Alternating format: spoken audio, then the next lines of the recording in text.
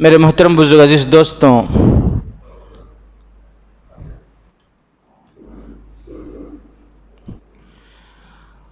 ہمیشہ ہمیں یہ کوشش کرتے رہنا چاہیے، ہماری یہ فکر ہونی چاہیے کہ ایمان کی حالت میں اللہ ہمیں سلائے اور ایمان کی حالت میں اٹھائے، اور جب ہماری موت آئے تو ایمان کی حالت میں اللہ تعالی ہمیں اپنے پاس بلا لے۔ یہ فکر ہر انسان کو، ہر مومن کو ہمیشہ ہونی چاہیے کہ ایمان کی حالت میں باقی رہنا اور پھر ایمان کی حالت سے دنیا سے جانا، تو اس کے لیے ہمیں کرنا کیا ہے؟ اس کے لیے ہمیں یہ کرنا ہوگا کہ ہر وہ چیز جو ایمان کے مخالف ہو، ہر وہ چیز جس سے ایمان کمزور ہوتا ہو اسے چھوڑنا ہوگا، اور ہر وہ عمل جس سے ایمان و یقین بڑھتا ہو، ہر وہ کام جس سے ایمان مضبوط ہوتا ہو، قوی ہوتا ہو، اسے اپنانا ہوگا۔ اور یہ بہت بڑی بات ہے۔ جیسے صحابہ تھے، حالانکہ ان کے ایمان کے بارے میں، ان کے جنتی ہونے کے بارے میں اللہ نے گواہی دے دی، رضی اللہ عنہم ورضوا عنہ، کہ صحابہ ایسے ہیں کہ میں ان سے راضی ہو گیا، اور قیامت تک آنے والے انسانوں کو بتایا کہ تم لوگ ایسے ایمان لاؤ جیسے یہ ایمان لائے۔ اور اللہ کے نبی صلی اللہ علیہ وسلم نے فرمایا قیامت تک کے انسانوں کو کہ میرے صحابہ اصحابی کالنجوم فبأیہم اقتدیتم اہتدیتم، کہ میرے صحابہ ستاروں کے مانند ہیں۔ جس طرح آج لوگ بورڈ دیکھ کر راستہ معلوم کر لیتے ہیں کہ یہ ملولی کا راستہ ہے، یہ ناگمنگلہ کا راستہ ہے، جس طرح آج لوگ میپ دیکھ کر معلوم کر لیتے ہیں کہ یہ فلاں جگہ جاتا ہے، یہ فلاں، اسی طرح اس زمانے میں جب یہ میپ، یہ گوگل نہیں تھا، یہ سائن بورڈ نہیں تھے، تو اس وقت لوگ ستاروں کا علم رکھتے تھے۔ ستارے دیکھ کر رات میں سفر کرنا ہوتا تو ستارے دیکھ کر معلوم کرتے کہ یہ مشرق کو ہے، یہ مغرب کو ہے، یہ شمال کو ہے، یہ جنوب کو ہے۔ تو ستارے دیکھ کر لوگ راستہ پا لیتے تھے، منزل کو پہنچ جاتے تھے۔ تو اسی حساب سے اللہ کے نبی صلی اللہ علیہ وسلم نے فرمایا کہ میرے صحابہ ستاروں کے مانند ہیں۔ جس طرح تم ستارے کو دیکھ کر اپنی منزل کی سمت معلوم کر لیتے ہو، اپنی منزل کو پہنچ جاتے ہو، تو میرے صحابہ ستاروں کے مانند ہیں۔ کسی بھی ایک صحابی کی اقتداء کرو گے تم کامیاب ہو جاؤ گے۔ تو میرے محترم بزرگ عزیز دوستوں، صحابہ جن کے ایمان کی گواہی اللہ نے دی، پیارے نبی نے دی، قرآن نے دی، وہ اپنے ایمان کے بارے میں کتنا زیادہ فکر کرتے تھے، ان کو اپنے ایمان کے بارے میں کتنی فکر رہتی تھی ہمیشہ۔ حضرت عبداللہ ابن مسعود رضی اللہ تعالیٰ عنہ ایک صحابی ہیں، بہت بڑے صحابی، کیا نام ہے؟ حضرت عبداللہ ابن مسعود رضی اللہ تعالیٰ عنہ۔ ایک مرتبہ وہ حدیث کا درس دے رہے تھے، حدیث کا سبق پڑھا رہے تھے۔ ان کے سامنے بہت سارے طلباء تھے، ان کے سامنے بہت سارے اسٹوڈنٹ تھے جن کو وہ حدیث کا درس دے رہے تھے، حدیث کا سبق پڑھا رہے تھے۔ اچانک انہوں نے ایک واقعہ سنایا اپنے اسٹوڈنٹوں کو، اپنے طلباء کو ایک واقعہ سنایا۔ واقعہ یہ ہے، حضرت عبداللہ ابن مسعود رضی اللہ تعالیٰ عنہ سنا رہے ہیں کہ ایک صحابی ایک مرتبہ جنگل کی طرف گئے۔ ایک صحابی ایک مرتبہ جنگل کو گئے اور وہ جنگل سے گزر رہے تھے، تو اچانک جنگل میں ایک ہٹا کٹا تندرست طاقتور نوجوان، ایک ہٹا کٹا ایک دم تندرست صحت مند نوجوان جنگل میں ملا، اور پھر اس نے راستہ روک کر اس صحابی سے کہنے لگا کہ آپ کو میرے ساتھ کشتی لڑنی ہے، آپ کو میرے ساتھ کشتی۔ اب یہ جو جم وغیرہ کو جاتے ہیں اگر دیندار ہیں تو صحیح ہے، ورنہ تو ان کو لڑائی کے علاوہ کوئی ان کے ذہن میں بات ہی نہیں آتی. کیا بھی بات ہوگا تو پہلے ان کے دماغ میں یہ چاہتا توڑنا پھوڑنا. کیوں بولے تو صحیح رہبری نہیں ہے. صحیح بات ہے، جم کرنے میں جو نیت ہے وہ نیت اگر صحیح نہ ہو تو انسان باڈی شاڈی اگر ہو جائے تھوڑی سی تو پھر وہ فکر کیا کرتا ہے کہ ہمیشہ، اور پھر کپڑے اس کے جسم میں تو ٹکتے ہی نہیں، بے قراری بے چینی ہوتی ہے اسے. کسی بھی بہانے سے کپڑے نکال دینا، صحیح بات، اس کا چیسٹ، اس کے پیک، صحیح بات، یہ سب نظر آنا، تو نیت صحیح نہیں ہے. بہرحال تو وہ جو نوجوان تھا تندرست تھا، اس نے حضرت عبداللہ ابن مسعود رضی اللہ تعالیٰ عنہ سنا رہے ہیں کہ اس نے راستہ روکا اور روک کر کہنے لگا کہ آپ کو میرے ساتھ کشتی لڑنی ہوگی. حضرت عبداللہ ابن مسعود فرماتے ہیں کہ وہ صحابی تیار ہو گئے کہ ٹھیک ہے کشتی لڑ لیں گے. اب جب اس نوجوان کے ساتھ کشتی شروع ہوئی تو وہ صحابی کچھ ہی منٹوں میں اس نوجوان کو زمین پر پچھاڑ دیے.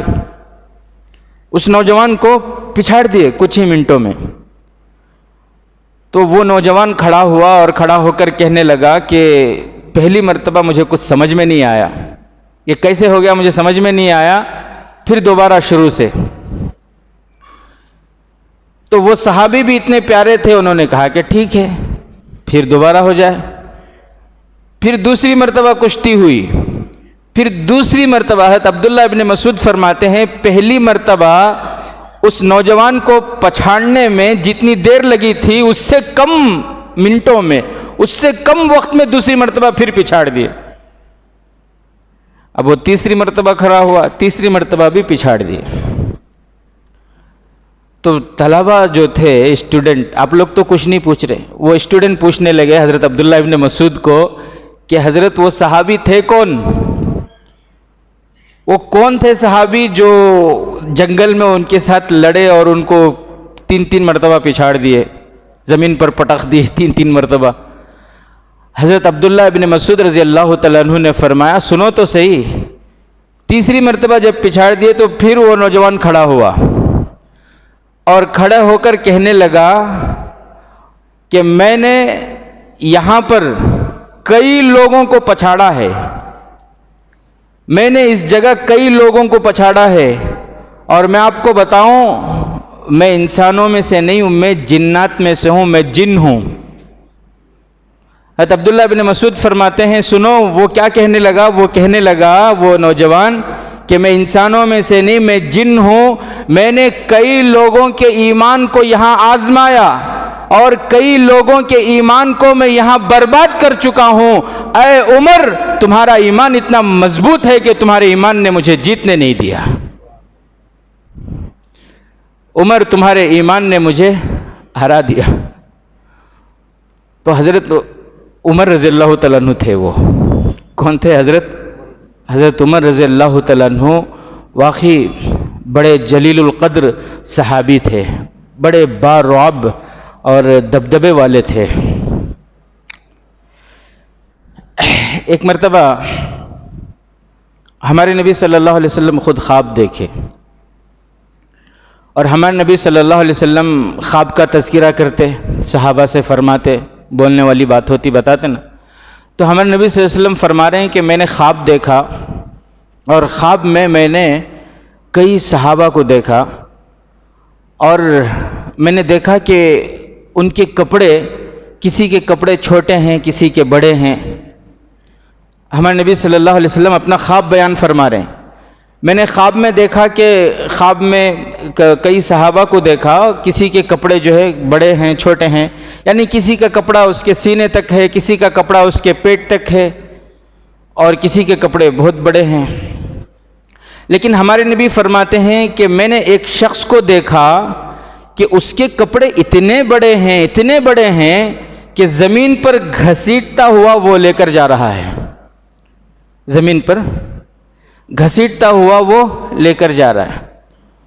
تو صحابہ نے پوچھا کہ اللہ کے نبی وہ کون جس کے کپڑے اتنے بڑے ہیں؟ اللہ کے نبی صلی اللہ علیہ وسلم نے فرمایا کہ جس کے کپڑے اتنے بڑے کہ وہ زمین پر گھسیٹتے ہوئے لے جا رہے تھے، وہ تھے عمر۔ وہ کون تھے؟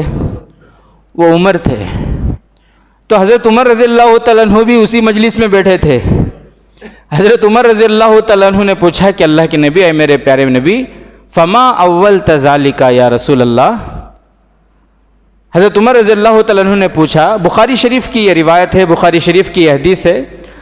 حضرت عمر رضی اللہ تعالیٰ عنہ نے پوچھا، فما اولتہ ذالک یا رسول اللہ، کہ آپ فرما رہے ہیں آپ نے خواب دیکھا اور خواب میں کپڑے لوگ پہنے ہوئے ہیں، کسی کا کپڑا چھوٹا ہے، کسی کا کپڑا بڑا ہے، اور میرا کپڑا اتنا بڑا ہے کہ میں گھسیٹتا ہوا لے کر جا رہا ہوں۔ فما اولتہ ذالک یا رسول اللہ، اس خواب کا کیا مطلب ہے اللہ کے نبی؟ اس خواب کا کیا مطلب ہے؟ تو اللہ کے نبی صلی اللہ علیہ وسلم نے فرمایا، عمر وہ کپڑا نہیں تھا، وہ دین تھا۔ وہ کپڑا نہیں تھا، وہ ایمان تھا۔ مطلب یہ ہے کہ عمر تمہارا ایمان اتنا مضبوط ہے، تمہارا دین اتنا مضبوط ہے کہ تمہارا ایمان آگے آگے چلتا ہے اور تمہارا جسم پیچھے پیچھے چلتا ہے۔ تمہارا ایمان آگے آگے ہے اور تمہارا جسم پیچھے پیچھے۔ ایسے جلیل القدر صحابی حضرت عمر رضی اللہ تعالیٰ عنہ، لیکن ان کو ہمیشہ اپنے ایمان کی فکر رہتی تھی، اپنے ایمان کے بارے میں وہ سوچتے تھے، اپنے ایمان کے بارے میں وہ فکر مند رہتے تھے کہ ایمان کیسے بچے گا، ایمان کی حفاظت کیسے ہوگی، کہیں میں منافق تو نہیں ہو گیا، کہیں میرے اعمال سے اللہ ناراض تو نہیں ہو گئے۔ یہ فکر ان کو ہمیشہ رہتی تھی۔ جب حضرت امیر المومنین حضرت عمر رضی اللہ تعالیٰ عنہ خلیفہ بنے ہیں تو ایران کے بادشاہ نے یہ اعلان کرایا کہ کون ہے جو حضرت عمر کا سر لے کر آئے، کون ہے جو حضرت عمر کو قتل کر کے آئے، میں انعام دوں گا۔ تو اتنے بڑے کو مارنے کے لیے اگر ہمت چاہیے تو اس کو بھی بڑا ہی ہونا چاہیے۔ تو ایران کا ایک بہت بڑا بہادر تھا جو جنگوں میں بہت ماہر تھا، اس نے کہا ایران کے بادشاہ سے کہ آپ انعام بتاؤ، میں انعام بتانا آپ کا کام ہے، عمر کا سر آپ کے قدموں میں رکھنا میرا کام ہے۔ بہرحال ایک انعام طے ہوا اور وہ ایران سے مدینے کو آیا۔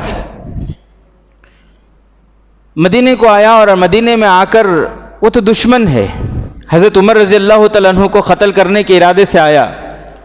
مدینے میں لوگوں سے پوچھتا پھرتا کہ این امیر المومنین، حضرت عمر رضی اللہ تعالیٰ عنہ کا محل کہاں ہے؟ اس کے ذہن میں یہ تھا کہ یہ مسلمانوں کے بادشاہ ہیں تو بادشاہ تو ان کا بھی محل ہوگا، جیسے ہمارے ایران میں بادشاہوں کا محل ہے، اسی طرح ایمان والوں میں بھی ان کے جو امیر ہوں گے ان کا محل ہوگا۔ اس نے پوچھا کہ تمہارے بادشاہ کا محل کہاں ہے؟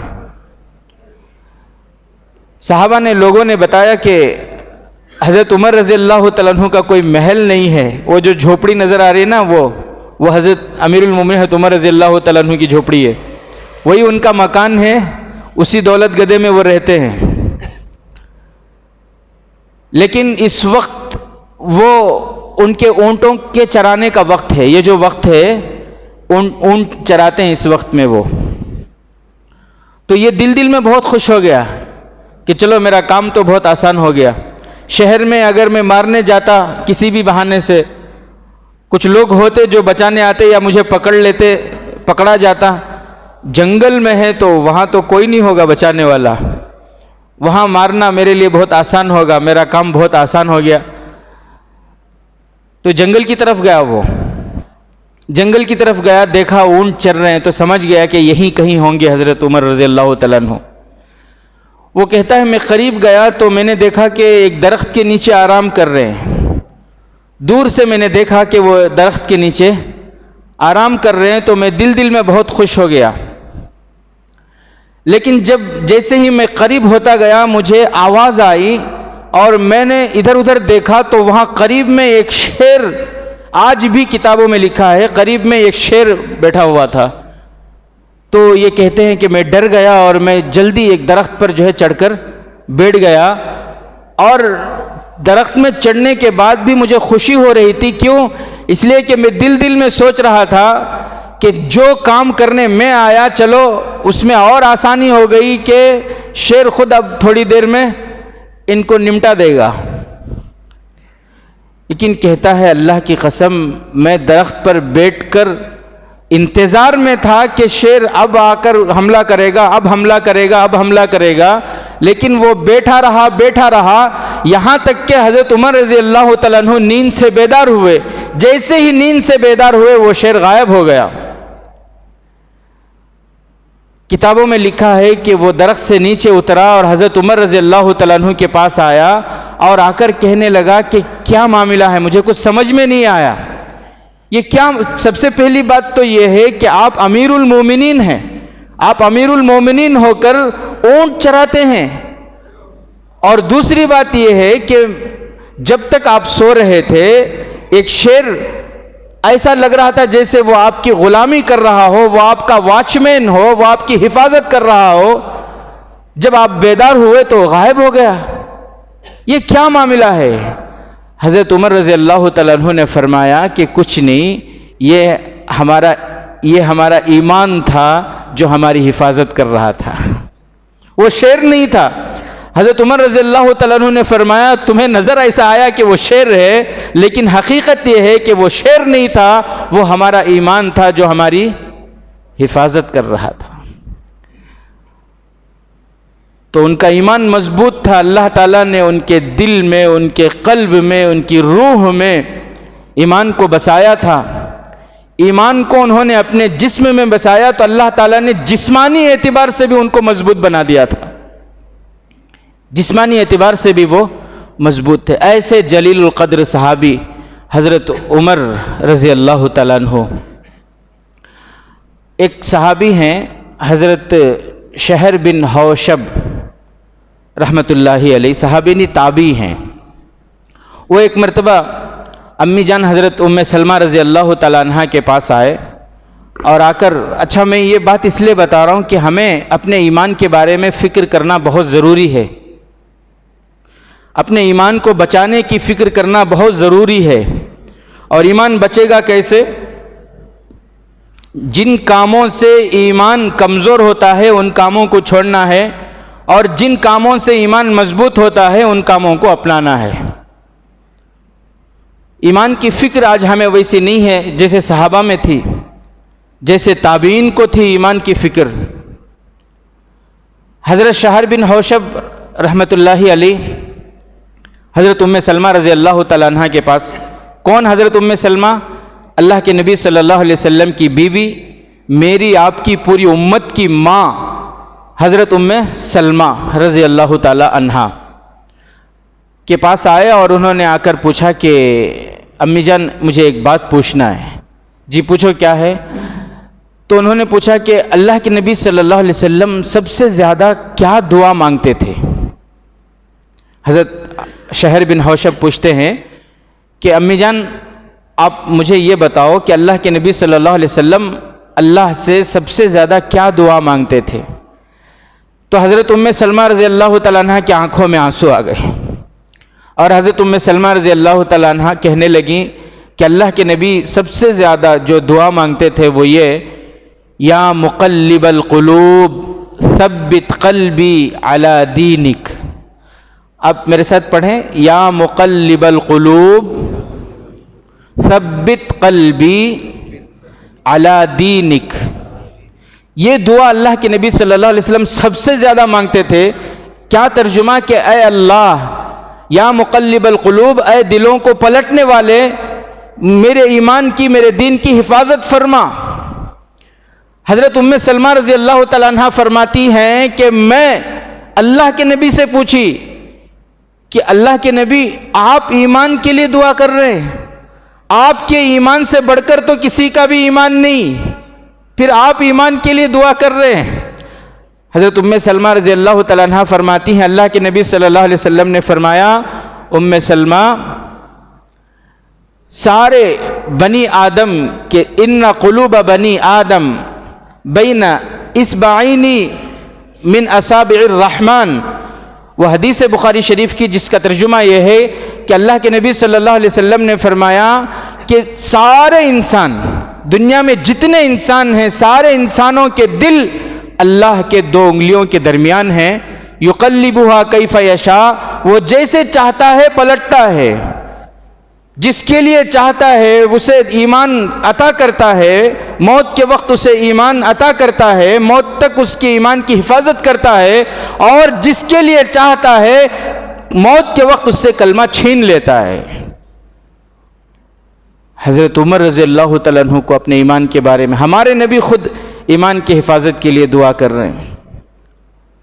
آج ہمارا کیا حال ہے میرے عزیز ساتھیوں؟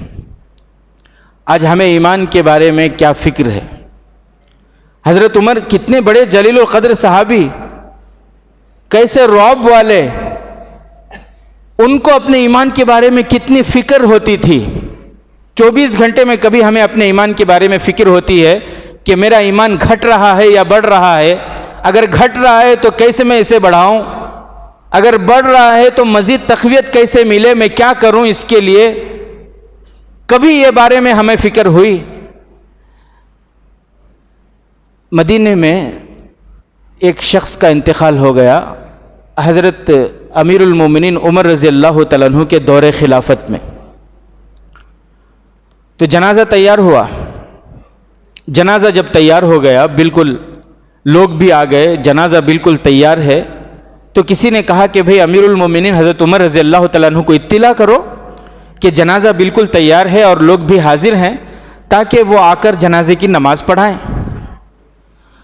حضرت عمر رضی اللہ تعالیٰ عنہ کو اطلاع دی گئی کہ حضرت جنازہ بالکل تیار ہے، لوگ بھی حاضر ہو چکے ہیں، بس آپ کا انتظار ہے۔ تو حضرت امیر المومنین عمر رضی اللہ تعالیٰ عنہ جلدی جلدی جو بھی چادر وغیرہ اوڑھنا تھا اوڑھ کر گھر سے نکلے تو حضرت حذیفہ رضی اللہ تعالیٰ عنہ کھڑے تھے، انہوں نے سائیڈ میں ان کو بلایا، کنارے بلا کر فرمایا امیر المومنین آپ ان کی جنازے کی نماز مت پڑھائیے۔ حضرت حذیفہ کون؟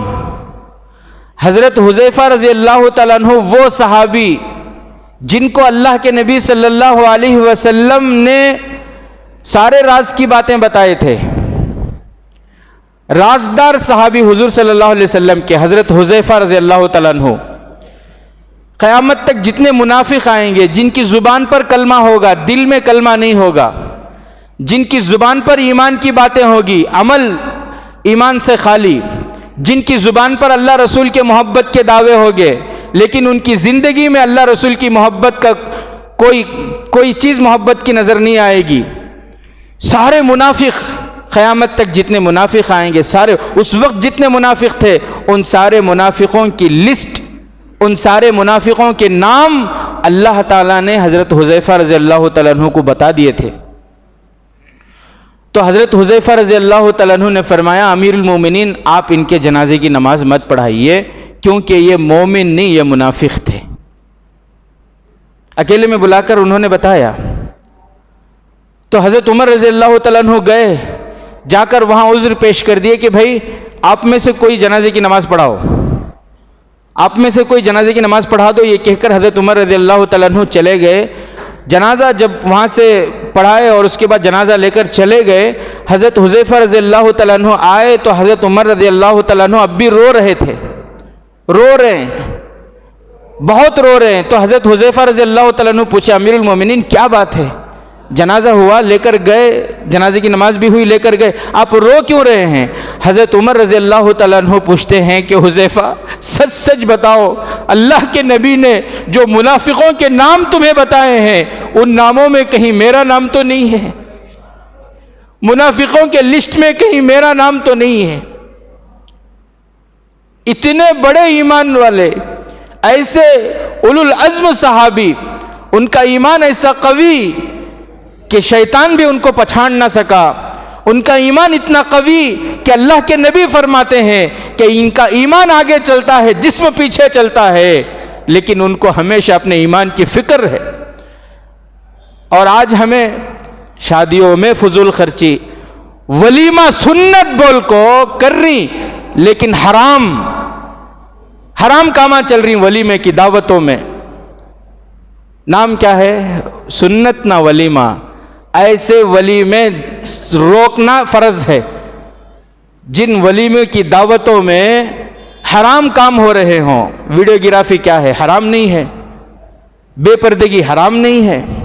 دکھاوے کے لیے خرچ کرنا حرام نہیں ہے. فضول خرچی ان المبذرین کانوا اخوان الشیاطین. تو سارے میرے عزیز ساتھیوں، بس میں کیا بتاؤں، بس اتنی بات میں آخر میں آپ کو بتاؤں کہ 2 کام کرنے ہیں. میرا ایمان بچے، میری بیوی بچوں کا ایمان بچے، میری نسلوں تک کا ایمان بچے. ہم میں سے ہر ساتھی اگر یہ چاہتے ہیں کہ میرا ایمان بچے، آپ کا ایمان بچے، آنے والی نسلوں کا ایمان بچے، نسلوں کا سب کا ایمان بچے، تو اس کے لیے ہمیں 2 کام کرنے ہیں. کتنے کام کرنے ہیں؟ 2 کام. ایک کام کرنے کا ہے اور ایک کام چھوڑنے کا ہے اور ایک پکڑنے کا ہے. کیا ہے بولو؟ ایک کام. بھئی بولے نا آپ لوگ، کیا ہے ایک کام؟ چاہتے ہیں نا بھئی ایمان بچے، ہمارا ایمان بچے، ایمان کی حالت میں رہیں، اور جب موت آئے تو اللہ ایمان کے ساتھ اپنے پاس بلا لے وے. یہ بہت بڑی کامیابی ہے. اگر یہ چاہتے ہیں تو اس کے لیے ہمیں 2 کام ابھی سے کرنے ہیں. کریں گے بھائی انشاءاللہ. ایک کام چھوڑنے کا ہے اور ایک کام پکڑنے کا ہے. چھوڑنا کیا ہے؟ گناہوں کو چھوڑنا ہے. چھوڑنا کیا ہے؟ گناہوں کو. اب گناہ کیا ہے؟ بہت سارے ہیں. داڑھی نہیں رکھنا 24 گھنٹے کا گناہ ہے. نماز نہیں پڑھنا گناہ ہے نا بھائی. شادیوں میں فضول خرچی کرنا گناہ ہے. ولیمے میں فضول خرچی کرنا گناہ ہے. آنکھوں کا غلط استعمال کرنا گناہ ہے. موبائل کا غلط استعمال کرنا گناہ ہے. گناہ بہت ہیں. میں مطلق ایک بات بتا رہا ہوں آپ کو، گناہوں کو چھوڑنا ہے. گناہ کو چھوڑنا، چاہے وہ کیسا بھی گناہ ہو. موبائل میں کیسے کیسے گناہ ہو رہے ہیں آج. اللہ حفاظت فرمائے. ہم لوگوں کو شکوہ ہے، کیا ہمارے لیڈرانی، ہماری پارٹی نہیں، برابر کا ہمارا ایک رہنما نہیں، ایک سیاسی. 1400 سال پہلے جناب آقا نے فرمایا، اعمالکم عمالکم، جیسے تمہارے اعمال ہوں گے ویسے تمہارے حاکم ہوں گے. جیسے تمہارے اعمال ہوں گے ویسے تمہارے حکمران ہوں گے. اعمال اچھے تو حکمران اچھے، اعمال خراب تو حکمران خراب. بات سمجھ رہے ہیں؟ کیسے کیسے فضول چیزیں. اینیورسری کہتے، صحیح بات ہے، کیا بھی کہتے، شادی کوئی 1 سال ہوا اس کے واسطے. برتھ ڈے کہتے. آج نہیں لگتا ہمارے معاشرے کو دیکھ کر کہ یہ پیارے نبی کے امتی ہیں، یہ پیارے نبی کے غلام ہیں، ان کے فالوورز ہیں. نہیں لگتا. برتھ ڈے کو دیکھ کر لگتا ہے، اینیورسری کو دیکھ کر لگتا ہے، ولیمے کی دعوتوں کو دیکھ کر. کیا ڈیکوریشن. ایک جگہ دے ڈیکوریشن کچھ 5 لاکھ روپے کہتے. میں کم بول رہا ہوں، اب بھی اس سے زیادہ رہیں گے، تم نہ معلوم، میرے علم تک میں بول رہا ہوں. انا للہ و انا الیہ راجعون. تو ایمان بچے، اس کے لیے ہمیں کیا کرنا ہے؟ غلط گناہوں کو چھوڑنا ہے. گناہوں کو. اور موبائل میں تو ایسے ایسے گناہ ہو رہے ہیں. اللہ کے نبی نے فرمایا تھا ایک زمانہ آئے گا، صبح کرے گا ایمان کی حالت میں اور جب سوئے گا تو کفر کی حالت میں. دیر رات تک موبائل استعمال کرتے کرتے سوئے، نہ نماز کی توفیق ہوئی، نہ دعا پڑھنے کی توفیق ہوئی. گناہ کی حالت میں سویا تو کفر کی حالت میں سویا نا. اس لیے اللہ کے واسطے موبائل کا غلط، اللہ نے پیسے دیے، اچھے سے اچھا موبائل استعمال کریں، لیکن صحیح استعمال کریں، اس کا صحیح استعمال کریں. ورنہ یہ موبائل میں ایسے ایسے گناہ ہو رہے ہیں، گھر بیٹھے انسان منافق ہو جاتا ہے. یہ موبائل کا غلط استعمال انسان کو گھر بیٹھے بیٹھے منافق بنا رہا، مشرک بنا رہا. احساس تک نہیں ہے ہمیں اس کا. تو ایک کام تو یہ ہے کہ گناہوں کو چھوڑنا ہے، اور دوسرا کام یہ ہے کہ اچھے اعمال کو اپنانا ہے. کس کو اپنانا ہے بھئی؟ اچھے عمل. اور اچھے عملوں میں سب سے اچھا عمل کیا بتاؤں؟ 5 وقت کی نماز. سب سے اچھا عمل کیا ہے بولو؟ 5 وقت کی نماز. حضرت میں کسی کو دھوکہ دیتا نہیں، کسی کو مار کو کھایا نہیں، کسی کو جو ہے آج تک کسی کے ساتھ لڑا نہیں. کتنے غریباں، کمزوراں، یتیماں، بیوایاں کون کون ملیں کی، کون کون سے مدرسے والے ملے، سب کو مدد کر کو ہوں. پورے اچھے صفاتاں اس کے اندر ہیں. رات کے 2 بجے بھی پکارو کسی کی مدد کرنا، اٹھ کو آ جاتا ہے. نماز ایک کی چیک نہیں ہے. سو کل قیامت کے دن ایسا شخص آئے گا جس کے زندگی میں سارے اچھے اعمال ہوں گے، نماز نہیں ہوں گے. اللہ پوچھیں گے نماز کہاں ہے نماز؟ فرشتے کہیں گے اللہ اس کی زندگی میں نماز ہی نہیں ہے، نماز کے علاوہ سب کچھ ہے. اللہ فرمائیں گے اگر نماز نہیں ہے تو سمجھو ایمان ہی نہیں ہے. اگر زندگی میں نماز نہیں ہے تو ایمان ہی نہیں ہے. ایمان ہی نہیں ہے تو پھر جنت کا سوال ہی نہیں ہے. بات سمجھ رہے ہیں؟ تو سب سے اچھا عمل کیا ہے؟ 5 وقت کی نماز. پابندی کریں گے انشاءاللہ. اللہ تعالیٰ سب سے پہلے بولنے والے کو، پھر سننے والوں کو، سب کو عمل کی توفیق نصیب فرمائے. آمین. وآخر دعوانا الحمدللہ.